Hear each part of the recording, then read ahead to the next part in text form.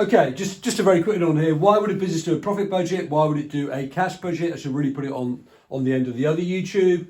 A profit budget will tell you how much money you're making. So a bank manager would want to see that because they're going to give you a loan. So they'd want to see how much profit you think you'll make.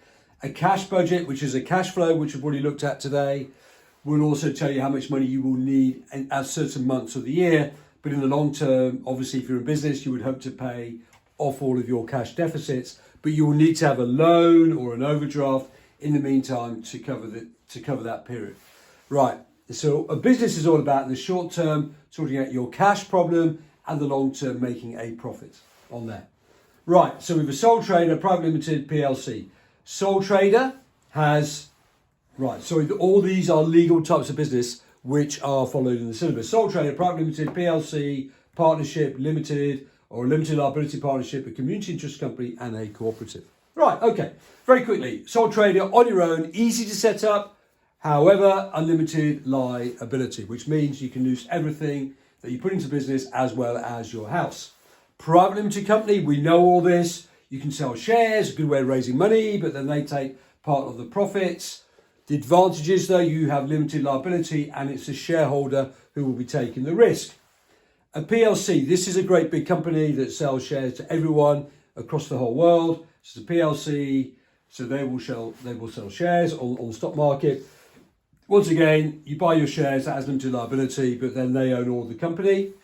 Partnership also has unlimited liability, but you can bring people into the business. They all put money into the business. However, once again, they are all responsible for the debts of the business, which is why we have limited liability partnerships. So it's a partnership, group of people together, except you can only lose what you put into the business.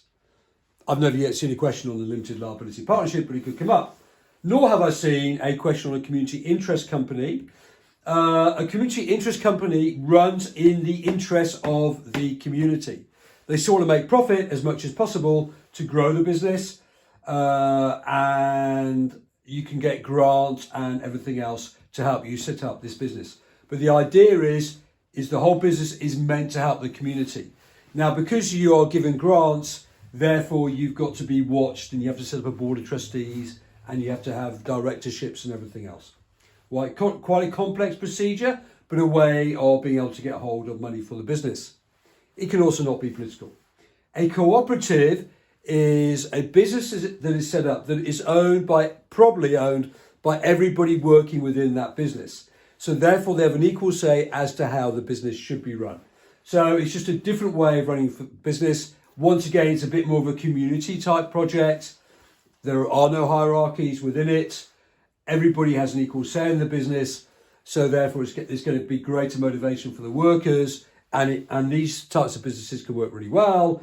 Obviously the drawback is if you work really hard and other people aren't working hard, then the cooperative may not work as well. But this is a cooperative, just a different way of running a business.